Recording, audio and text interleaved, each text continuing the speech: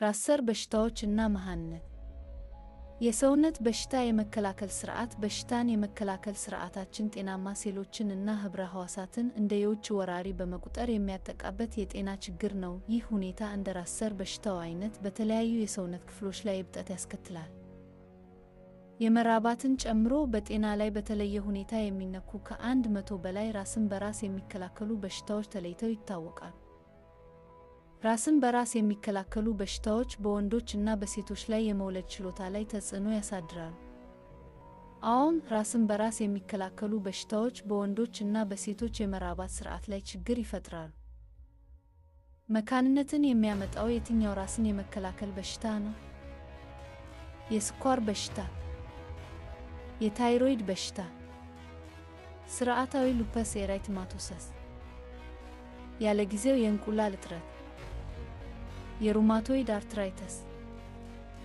ራስን በራስ የሚከላከሉ በሽታዎች እና መሃንነት መንስኤዎች። የጄኔቲክ ቅድመ ዝንባሌ፣ የባክቴሪያ ወይም የቫይረስ ኢንፌክሽን፣ እንደ ኬሚካል መጋለጥ፣ የአካባቢ ቁጣዎች ያሉ የአካባቢ ሁኔታዎች። ራስ ሰር በሽታዎች እና መሃንነት ምልክቶች። የሴት ምልክቶች ያለ ጊዜው የማህፀን ሽንፈት፣ የመትከል ችግር፣ የወር አበባ መዛባት እና የፅንስ መጨንገፍ ስጋት ይጨምራል። የወንድ ምልክቶች የወንድ የዘር ፍሬ ምርት መቀነስ እና ዝቅተኛ ጥራት። በየትኛው ዕድሜ ላይ የራስ ሙን በሽታ ሊያዙ ይችላሉ? አብዛኛዎቹ ራስን በራስ የሚከላከሉ በሽታዎች በትናንሽ እና በመካከለኛ ዕድሜ ላይ ያሉ ሰዎችን ያጠቃሉ እና በ20 እና 40 ዓመት አካባቢ ልጅ በሚወልዱበት ጊዜ መሃንነት ላይ ተጽዕኖ ያሳድራሉ እና እርግዝናን ያዘገያሉ። ራስ ሰር በሽታዎች እና መሃንነት ምርመራ።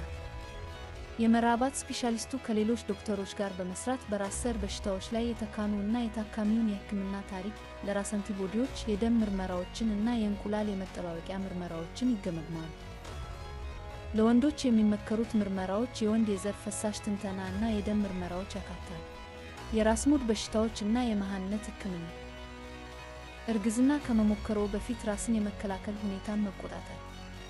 የሕክምና እርዳታ መውሰድ ዋናው መፍትሄ ነው። ሐኪምዎ በመድኃኒት እና በጭንቀት አያያዝ ምልክቶችን ይቆጣጠራል እና ይቀንሳል። የመራባት ሕክምናዎች። ኢቢኤፍ እና ራስን የመከላከል በሽታ ሕክምናዎች ከተደረጉ በኋላም ችግር ላጋጠማቸው እርግዝናን ለማግኘት ይረዳሉ።